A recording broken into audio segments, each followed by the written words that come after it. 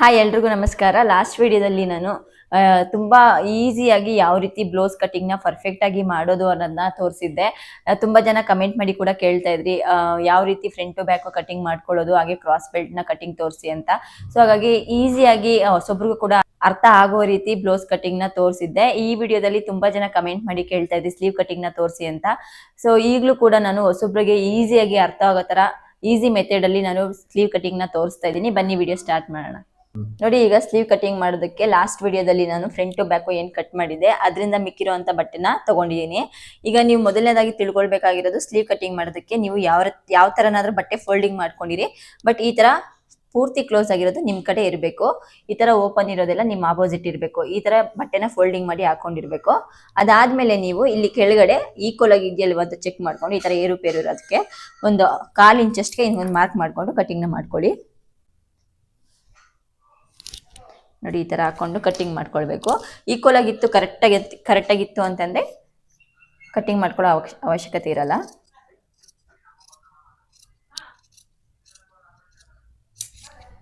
ಇದಾದ್ಮೇಲೆ ಮೊದಲಿಗೆ ನಿಮ್ದು ರೆಡಿ ಬ್ಲೌಸ್ ನ ತಗೊಂಡ್ಬಿಟ್ಟು ಸ್ಲೀವ್ ಉದ್ದ ಎಷ್ಟಿದೆ ಅಂತ ಚೆಕ್ ಮಾಡ್ಕೊಳ್ಬೇಕು. ಫಸ್ಟ್ ಪಾಯಿಂಟ್ ಅಲ್ಲಿ ನೀವು ಮೊದಲಿಗೆ ಮೆಜರ್ಮೆಂಟ್ ತಗೊಂಡ್ಬೇಕಾಗಿರೋದು ಸ್ಲೀವ್ ಉದ್ದ ಎಷ್ಟಿದೆ ಅಂತ ಮೆಜರ್ಮೆಂಟ್ ನ ತಗೊಳ್ಬೇಕು. ಈಗ ಇದರಲ್ಲಿ 5.5 ಇಂಚಸ್ ಸ್ಲೀವ್ ಉದ್ದ ಬರ್ತಾ ಇದೆ. ನಿಮ್ದು ರೆಡಿ ಬ್ಲೌಸ್ ಅಲ್ಲಿ ಎಷ್ಟು ಬರುತ್ತೆ ಚೆಕ್ ಮಾಡ್ಕೊಳ್ಳಿ. 5.5 ಇಂಚಸ್ ಬಂತು ಅಂತ ಅಂದ್ರೆ 1 ಇಂಚ್ನ ಎಕ್ಸ್ಟ್ರಾ ಸೇರಿಸ್ಕೊಳ್ಬೇಕು. ನೀವು 1 ಇಂಚು ಅಂತಂದ್ರೆ ನಾನು ವಿತ್ ಲೈನಿಂಗ್ ಬ್ಲೌಸ್ ಕಟಿಂಗ್ ನ ನಾನು ತೋರಿಸ್ತಾ ಇರೋದು ಮೆಜರ್ಮೆಂಟ್. ಪ್ಲೇನ್ ಬ್ಲೌಸ್ಗೆ ಬೇರೆ ತರ ಮೆಜರ್ಮೆಂಟ್ ನ ತಗೊಳ್ಬೇಕು. ಇದು ನಾನು ವಿತ್ ಲೈನಿಂಗ್ ತೋರಿಸ್ತಾ ಇರೋದು. ಸೊ ಹಾಗಾಗಿ 5.5 ಸ್ಲೀವ್ ಉದ್ದ ಇತ್ತು ಅಂತಂದ್ರೆ 1 ಇಂಚ್ ಎಕ್ಸ್ಟ್ರಾ ಸೇರಿಸ್ಕೊಂಡು 6.5 ಇಂಚಸ್. 6.5 ಇಂಚಸ್ಗೆ ಈ ಕಡೆ ಡೌನ್ ಆಗಿಂದ ಒಂದು ಮಾರ್ಕ್ ನ ಮಾಡ್ಕೊಳ್ತೀನಿ. ನಿಮ್ದು ಸ್ಲೀವ್ ಉದ್ದ ಎಷ್ಟಿದೆ ನೋಡ್ಬಿಟ್ಟು ಅದಕ್ಕೆ 1 ಇಂಚ್ ಎಕ್ಸ್ಟ್ರಾ ಸೇರಿಸ್ಬಿಟ್ಟು ಈ ಕಡೆ ಡೌನ್ ಇಂದ ಒಂದು ಮಾರ್ಕ್ ನ ಮಾಡ್ಕೊಳ್ಳಿ. ಈ ತರ ಮಾರ್ಕ್ ಮಾಡ್ಕೊಂಡಿದ್ದಾದ್ಮೇಲೆ ಒಂದು ಲೈನ್ ಹಾಕೊಂಡ್ಬಿಡಿ. ನೋಡಿ, ಮೊದಲನೇ ಪಾಯಿಂಟ್ ಅಲ್ಲಿ ಸ್ಲೀವ್ ಉದ್ದ ಅಳತೆನ ತಗೊಳ್ಬೇಕು. ಎರಡನೇದಾಗಿ ನೀವು ತೋಳಿನ ಸುತ್ತಳತೆ ಮೆಜರ್ಮೆಂಟ್ ನ ತಗೊಳ್ಬೇಕಾಗುತ್ತೆ. ತೋಳಿನ ಸುತ್ತಳತೆ ಅಂದ್ರೆ ಇಲ್ಲಿಂದ ಇಲ್ಲಿಗೆ ಎಷ್ಟು ಇಂಚಸ್ ಇದೆ ನೀವು ಚೆಕ್ ಮಾಡ್ಕೊಳ್ಬೇಕು. ನಿಮ್ದು ಅಷ್ಟೇ ರೆಡಿ ಬ್ಲೌಸ್ ಅಲ್ಲಿ ಎಷ್ಟಿದೆ ಅಂತ ಚೆಕ್ ಮಾಡ್ಕೊಳ್ಳಿ. ಸ್ಲೀವ್ ನ ಸುತ್ತಳತೆ ಬಂದು ನನಗೆ 6 ಇಂಚ್ ಇದೆ. 6 ಇಂಚಿಗೆ ನೀವು ಅಳತೆನ ತಗೊಂಡಿದ್ದಾದ್ಮೇಲೆ ಈ ಕಡೆ ಡೌನ್ ಅಲ್ಲಿ ನಿಮ್ದು ಎಷ್ಟು ಸುತ್ತಳತೆ ಇದೆ ಅದಕ್ಕೆ ಒಂದು ಮಾರ್ಕ್ ನ ಮಾಡ್ಕೊಳ್ಳಿ. ಈ ತರ ಅದಾದ್ಮೇಲೆ ನೆಕ್ಸ್ಟ್ 6 ಇಂಚಿಗೆ 2 ಇಂಚ್ನ ಎಕ್ಸ್ಟ್ರಾ ಸೇರಿಸ್ಕೊಳ್ಬೇಕು. ಮಾರ್ಜಿನ್ಗೋಸ್ಕರ ಇಲ್ಲಿಗೆ ಒಂದು ಮಾರ್ಕ್ ನ ಮಾಡ್ಕೊಳ್ಬೇಕು. 2 ಇಂಚ್ ಎಕ್ಸ್ಟ್ರಾ ಸೇರಿಸ್ಕೊಂಡು ಸುತ್ತಳತೆಗೆ 2 ಇಂಚ್ನ ಎಕ್ಸ್ಟ್ರಾ ಸೇರಿಸ್ಕೊಳ್ಬೇಕು. ಉದ್ದಕ್ಕೆ 1 ಇಂಚ್ ಎಕ್ಸ್ಟ್ರಾ ಸೇರಿಸ್ಕೊಳ್ಬೇಕು. ನೋಡಿ, ನೆಕ್ಸ್ಟ್ ನೀವು ತೋಳಿನ ಉದ್ದ, ತೋಳಿನ ಸುತ್ತಳತೆ ಮಾರ್ಕಿಂಗ್ ಆದ್ಮೇಲೆ ಆರ್ಮೋಲ್ ಲೂಸ್ ಅನ್ನೋದನ್ನ ಚೆಕ್ ಮಾಡ್ಕೊಳ್ಬೇಕು. ನಿಮ್ಗೆ ಆರ್ಮೋಲ್ ಲೂಸ್ ಅನ್ನೋದು ಪರ್ಫೆಕ್ಟ್ ಆಗಿ ಬೇಕು ಅಂತಂದ್ರೆ ನಿಮ್ದು ರೆಡಿ ಬ್ಲೌಸ್ ಇರುತ್ತಲ್ಲ ಅದನ್ನ ತಗೊಂಡು ಈ ತರ ಸ್ಲೀವ್ ನ ಹಾಕೊಳ್ಬೇಕು. ಇಲ್ಲಿ ನೀವು ಒಂದು ಲೈನ್ ನ ಹಾಕೊಂಡಿರ್ತೀರಲ್ಲ, ಈ ಲೈನ್ಗೆ ಕರೆಕ್ಟ್ ಆಗಿ ಈ ಶೋಲ್ಡರ್ ಹತ್ರ ಜಾಯಿಂಟ್ ಆಗಿರೋ ಸ್ಟಿಚಿಂಗ್ ಇರುತ್ತಲ್ಲ ಅದನ್ನ ನೀವು ಈ ರೀತಿ ಕೂರಿಸ್ಕೊಳ್ಬೇಕು. ಕರೆಕ್ಟ್ ಆಗಿ ಕೂರಿಸ್ಕೊಂಡ್ಬಿಟ್ಟು ನೀಟಾಗಿ ಈ ತರ ಎಳ್ಕೊಂಡು ಆರ್ಮೋಲ್ ಲೂಸ್ ಎಲ್ಲಿಗೆ ಬರ್ತಾ ಇದೆ ಅಂತ ನೋಡ್ಬಿಟ್ಟು ಇಲ್ಲಿ ಮಾರ್ಕ್ ನ ಮಾಡ್ಕೊಳ್ಬೇಕು. ಈ ತರ ಹಿಂದೆ ಮುಂದೆ ಆಗಿರಬಾರ್ದು. ಇಲ್ಲೂ ಕೂಡ ಕರೆಕ್ಟ್ ಆಗಿ ಕೂರಿಸ್ಕೊಂಡಿರ್ಬೇಕು. ಸ್ಲೀವ್ ನ ಕೂರಿಸ್ಕೊಂಡಾದ್ಮೇಲೆ ಇಲ್ಲಿ ಒಂದು ಮಾರ್ಕ್ ಮಾಡ್ಕೊಳ್ಬೇಕು. ಮಾರ್ಕ್ ಮಾಡ್ಕೊಂಡಿದ್ದಾದ್ಮೇಲೆ ಈ ಮಾರ್ಕ್ ಮಾಡ್ಕೊಂಡಿರೋ ಜಾಗದಿಂದ ಒಂದು ಲೈನ್ ನ ಹಾಕೊಳ್ಬೇಕು.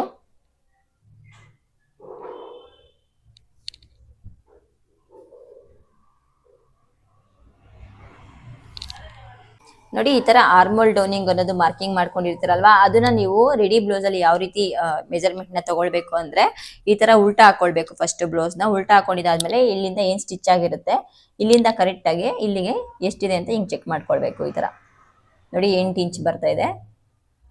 ಈಗ ನೀವು ಕರೆಕ್ಟ್ ಆಗಿ ಮಾರ್ಕ್ ಮಾಡ್ಕೊಂಡಿರಲ್ವಾ ಅಂತ ಈ ತರ ಕ್ರಾಸ್ ಆಗಿ ಈ ತರ ಟೇಪ್ ಇಟ್ಕೊಂಡು ಚೆಕ್ ಮಾಡಿದ್ರೆ ಕರೆಕ್ಟ್ ಆಗಿ ಬರುತ್ತೆ ಮೆಜರ್ಮೆಂಟ್.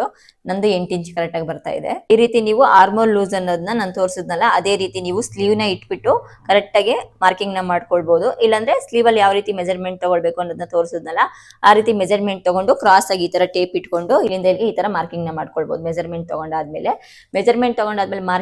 ಮಾರ್ಕಿಂಗ್ ಮಾಡ್ಕೊಂಡಿರ್ತಲ್ಲ ಆ ಕಡೆ ನೀವು 1 ಮುಕ್ಕಾಲಿಲ್ಲ 2 ಇಂಚ್ನ ಎಕ್ಸ್ಟ್ರಾ ತಗೊಳ್ಬೇಕಾಗುತ್ತೆ.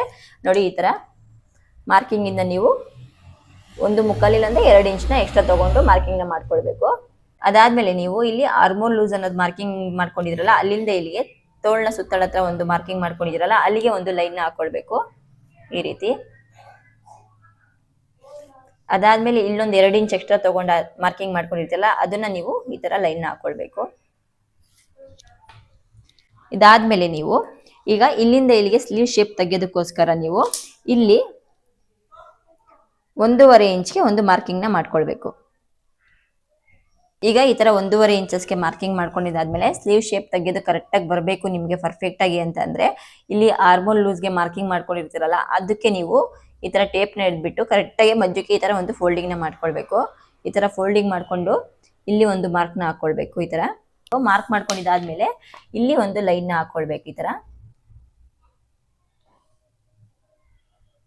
ಈ ತರ ಲೈನ್ ಹಾಕೊಂಡಿದ್ದಾದ್ಮೇಲೆ ನಿಮ್ಮ ಹತ್ರ ಕರ್ವ್ ಸ್ಕೇಲ್ ಇತ್ತು ಅಂತ ಅಂದ್ರೆ ನೀವು ಇದರಲ್ಲಿ ಶೇಪ್ನ ತಕೊಳ್ಬಹುದು, ಇಲ್ಲಾಂದ್ರೆ ಕೈಯಲ್ಲೇ ಶೇಪ್ನ ತಕೊಳ್ಬಹುದು ಸ್ಲೀವ್ ಶೇಪ್ ಅನ್ನೋದು. ಈಗ ನಾನು ಕರ್ವ್ ಸ್ಕೇಲ್ ಅಲ್ಲಿ ಯಾವ ರೀತಿ ಸ್ಲೀವ್ ಶೇಪ್ನ ತಕೊಳ್ಳೋದು ಅನ್ನೋದನ್ನ ತೋರಿಸ್ತೀನಿ. ಈಗ ಈ ಕರ್ವ್ ಸ್ಕೇಲ್ ಇಂದ ನಾನು ಶೇಪ್ನ ತಕೊಳ್ತಾ ಇದ್ದೀನಿ. ನೀವು ಶೇಪ್ನ ತಕೊಳ್ಳೋಕೆ ಈ ರೀತಿ ಇಟ್ಕೊಳ್ಬೇಕು. ಸ್ಕೇಲ್ನ ಈ ರೀತಿ ಇಟ್ಕೊಂಡು ಇಲ್ಲಿ ಪಾಯಿಂಟ್ 1.5 ಇಂಚಸ್ಗೆ ಪಾಯಿಂಟ್ ಮಾಡ್ಕೊಂಡಿರ್ತೀರಲ್ಲ ಅಲ್ಲಿಂದ ಮೊದಲಿಗೆ ಹಾಫ್ಗೆ ಒಂದು ಕರ್ವ್ನ ತಕೊಳ್ಬೇಕು. ಈ ರೀತಿ ನೋಡಿ, ಅದು ತಕೊಂಡಾದ್ಮೇಲೆ ಇದನ್ನ ಹಿಂಗೆ ಟರ್ನ್ ಮಾಡಿಬಿಟ್ಟು ನೆಕ್ಸ್ಟ್ ಈ ಕಡೆಯಿಂದ ಇಲ್ಲಿ ಆರ್ಮೋಲ್ ಲೂಸ್ಗೆ ಮಾರ್ಕಿಂಗ್ ಮಾಡ್ಕೊಂಡಿರ್ತೀವಲ್ಲ ಅಲ್ಲಿಗೆ ಈ ರೀತಿ ಇಟ್ಕೊಳ್ಬೇಕು. ಈ ರೀತಿ ಇಟ್ಕೊಂಡು ಇನ್ನೊಂದು ಶೇಪ್ನ ಈ ರೀತಿ ತಕ್ಕೊಳ್ಬೇಕು. ನೋಡಿ, ಸ್ಲೀವ್ ಶೇಪ್ ಅನ್ನೋದು ಕರೆಕ್ಟಾಗಿ ಬರುತ್ತೆ ಅವಾಗ. ಈಗ ಇನ್ನೊಂದು ಸ್ಲೀವ್ ಶೇಪ್ ಅನ್ನೋದು ನಿಮಗೆ ಕರೆಕ್ಟಾಗಿ ಬರಬೇಕು ಅಂತಂದ್ರೆ ಇಲ್ಲಿ ಒಂದು ಲೈನ್ನ ಹಾಕ್ಸಿದ್ದೀನಲ್ಲ, ಇಲ್ಲಿಂದ ಇಲ್ಲಿಗೆ ಟೇಪ್ನ ಇಟ್ಕೊಂಡು ಕರೆಕ್ಟಾಗಿ ಅರ್ಧಕ್ಕೆ ಹಿಂಗೆ ಫೋಲ್ಡ್ನ ಮಾಡ್ಕೊಳ್ಬೇಕು. ಅರ್ಧಕ್ಕೆ ಫೋಲ್ಡ್ ಮಾಡ್ಕೊಂಡು ಒಂದು ಮಾರ್ಕ್ನ ಮಾಡ್ಕೊಳ್ಬೇಕು. ಈ ರೀತಿ ಮಾರ್ಕ್ ಮಾಡ್ಕೊಂಡಿದ್ದಾದ್ಮೇಲೆ ಮತ್ತೆ ಈ ತರ ಕರ್ವ್ ಸ್ಕೇಲ್ ನ ತಗೊಂಡ್ಬಿಟ್ಟು ಇಲ್ಲಿ ಪಾಯಿಂಟ್ 1.5 ಇಂಚ್ಗೆ ಮಾರ್ಕ್ ಮಾಡ್ಕೊಂಡಿರ್ತಾರಲ್ಲ ಅದಕ್ಕೂ ಟಚ್ ಆಗೋ ತರ, ನೆಕ್ಸ್ಟ್ ಇಲ್ಲಿ ಮಾರ್ಕ್ ಮಾಡ್ಕೊಂಡಿರ್ತಾರಲ್ಲ ಅಲ್ಲಿಗೂ ಟಚ್ ಆಗೋ ತರ ಈ ತರ ಇಟ್ಕೊಂಡು ಇನ್ನೊಂದು ಶೇಪ್ ನ ಅರ್ಧಕ್ಕೆ ತೆಗಿಬೇಕು. ನೋಡಿ ಈ ತರ. ಅದಾದ್ಮೇಲೆ ನೀವು ಈ ತರ ಟರ್ನ್ ಮಾಡ್ಬಿಟ್ಟು ಮತ್ತೆ ನೀವು ಇಲ್ಲಿಂದ ಇನ್ನೊಂದು ಶೇಪ್ ನ ತಕೊಳ್ಬೇಕು. ಇಲ್ಲಿ ಈ ಲೈನಿಗೆ ಟಚ್ ಆಗಬೇಕು, ಈ ಪಾಯಿಂಟ್ ಇಂದ ಈ ಲೈನಿಗೆ ಟಚ್ ಆಗಬೇಕು. ಆ ರೀತಿ ನೀವು ಈ ಸ್ಕೇಲ್ ನ ಇಟ್ಕೊಳ್ಬೇಕು. ನೋಡಿ, ಈ ತರ ಶೇಪ್ನ ತಕ್ಕೊಂಡ್ರೆ ನಿಮಗೆ ಕರೆಕ್ಟಾಗಿ ಬರುತ್ತೆ ಸ್ಲೀವ್ ಶೇಪ್ ಅನ್ನೋದು. ನೋಡಿ, ಈ ತರ ಸ್ಲೀವ್ ಶೇಪ್ ಅನ್ನೋದು ನಿಮಗೆ ಐಬ್ರೋ ಶೇಪ್ ಅಲ್ಲೇ ಬಂದ್ರೆ ನಿಮಗೆ ಕರೆಕ್ಟಾಗಿ ಸ್ಲೀವ್ ಕಟಿಂಗ್ ಅನ್ನೋದು ಬಂದಿದೆ ಅಂತ ಅರ್ಥ. ಸೊ ಹಾಗಾಗಿ ಈಗ ನಾನು ಯಾವ ರೀತಿ ಸ್ಲೀವ್ ಶೇಪ್ ತಕ್ಕೊಳ್ಬೇಕು ಕರ್ವ್ ಸ್ಕೇಲ್ ಅಲ್ಲಿ ಅನ್ನೋದನ್ನ ತೋರಿಸಿದ್ದೀನಲ್ಲ, ಅದೇ ರೀತಿ ಅದೇ ಮೆಥಡ್ ಅಲ್ಲಿ ನೀವು ಕರ್ವ್ನ ತಕ್ಕೊಳ್ಳಿ. ಅವಾಗ ನಿಮಗೆ ಪರ್ಫೆಕ್ಟ್ ಆಗಿ ಸ್ಲೀವ್ ಕಟಿಂಗ್ ಅನ್ನೋದು ಬರುತ್ತೆ. ಈಗ ಸ್ಲೀವ್ ಕಟಿಂಗ್ ಮಾಡ್ಕೊಳ್ಳೋಣ. ಈ ತರ ಟರ್ನ್ ಮಾಡ್ಕೊಂಡು ಮೊದಲಿಗೆ ನೀವು ಈ ಫಸ್ಟ್ ಲೈನ್ ಏನಿರುತ್ತೆ ಅದನ್ನ ನೀವು ಕಟಿಂಗ್ನ ಮಾಡ್ಕೊಳ್ಬೇಕು.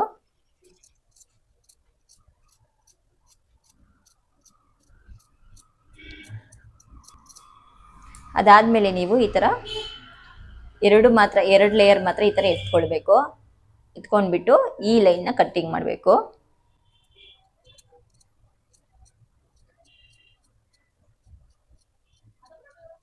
ಈಗ ನೋಡಿ, ಸ್ಲೀವ್ ಕಟ್ಟಿಂಗ್ ಅನ್ನೋದು ಎಷ್ಟು ಪರ್ಫೆಕ್ಟ್ ಆಗಿ ಬಂದಿದೆ. ಈ ತರ ನೀವು ಸ್ಲೀವ್ ಕಟ್ಟಿಂಗ್ ನ ಮಾಡ್ಕೊಳ್ಬೇಕು.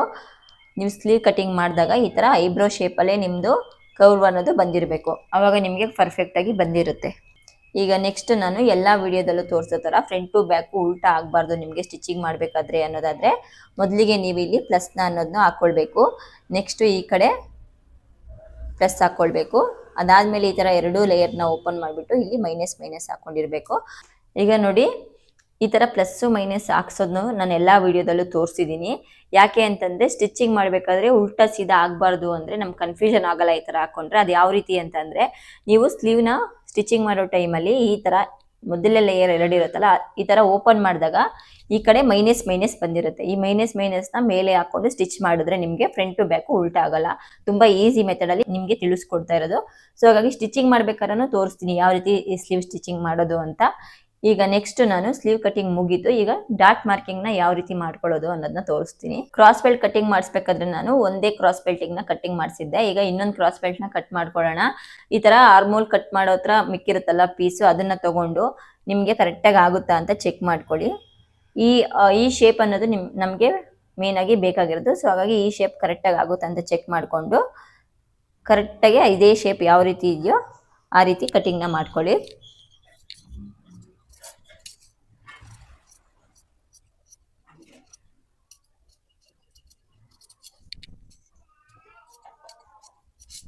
ನೋಡಿ, ಎರಡು ಕ್ರಾಸ್ ಬೆಲ್ಟ್ ಮುಗೀತು.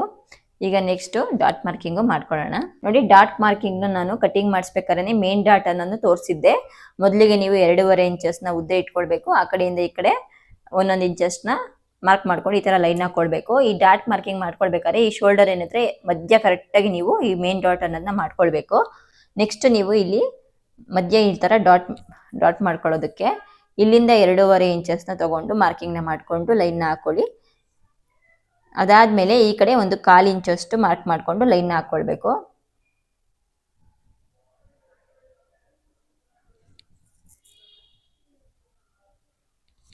ನೋಡಿ ಈ ಥರ. ನೆಕ್ಸ್ಟು ಈ ಕಡೆ ಆರ್ಮೋಲ್ ಹತ್ರ ಇಲ್ಲಿ ನಿಮಗೆ ಡಾಟ್ ಮಾರ್ಕ್ ಇರುತ್ತಲ್ಲ, ಇಲ್ಲಿಂದ ಕರೆಕ್ಟಾಗಿ ಈ ಥರ ಇಟ್ಕೊಳ್ಬೇಕು. ಈ ಥರ ಇಟ್ಕೊಂಡು 3 ಇಂಚಸ್ಗೆ ಇಲ್ಲಿಂದ ಇಲ್ಲಿಗೆ ಮಾರ್ಕ್ನ ಮಾಡ್ಕೊಳ್ಬೇಕು. ನೋಡಿ ಈ ಥರ ಮಾರ್ಕ್ ಮಾಡಿಕೊಂಡು ಇಲ್ಲೂ ಅಷ್ಟೇ ಈ ಥರ ಕಾಲು ಇಂಚಸ್ಗೆ ಒಂದೊಂದು ಲೈನ್ನ ಹಾಕ್ಕೊಳ್ಬೇಕು. 1/4 ಇಂಚಷ್ಟು ಅಷ್ಟೇ ನೀವು ಇಟ್ಕೊಳ್ಬೇಕು ಡಾಟ್ ಮಾರ್ಕ್ ಅನ್ನೋದು ಸ್ಟಿಚಿಂಗ್ ಮಾಡಬೇಕಾದ್ರೆ.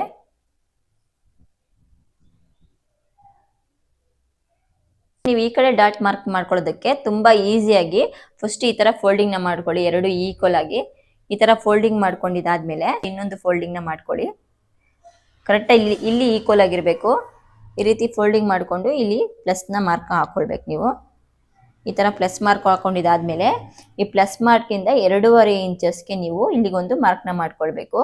2.5 ಇಂಚಸ್ ಮಾರ್ಕ್ ಮಾಡ್ಕೊಂಡಿದ್ದಾದ್ಮೇಲೆ ಈ ಕಡೆ ನೀವು ಲೈನ್ನ ಹಾಕ್ಕೊಳ್ಬೇಕು. ಇಲ್ಲೂ ಅಷ್ಟೇ ಕಾಲು ಇಂಚಸ್ಗೆ ಟಕ್ಸ್ನ ಇಟ್ಕೊಳ್ಬೇಕು ನೀವು.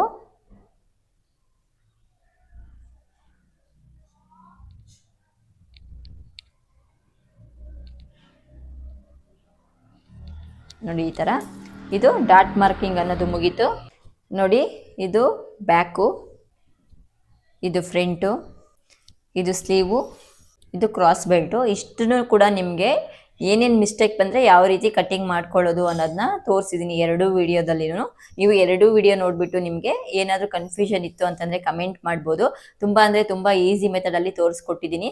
ನೆಕ್ಸ್ಟ್ ವಿಡಿಯೋದಲ್ಲಿ ತುಂಬ ಈಸಿಯಾಗಿ ಸ್ಟಿಚಿಂಗ್ ಮಾಡೋದು ಯಾವ ರೀತಿ ಅನ್ನೋದನ್ನು ಕೂಡ ತೋರಿಸ್ಕೊಡ್ತೀನಿ. ನಾನು ಮಾಡ್ತಿರೋ ವಿಡಿಯೋಸ್ ಏನಾದ್ರು ನಿಮಗೆ ಇಷ್ಟ ಆಗ್ತಾಯಿದೆ, ಅರ್ಥ ಆಗ್ತಾಯಿದೆ ಅಂತಂದರೆ ಲೈಕ್ ಮಾಡಿ, ಹಾಗೆ ಚಾನಲ್ನ ಸಬ್ಸ್ಕ್ರೈಬ್ ಮಾಡ್ಕೊಳ್ಳಿ. ಮುಂದಿನ ವಿಡಿಯೋದಲ್ಲಿ ಸಿಗ್ತೀನಿ.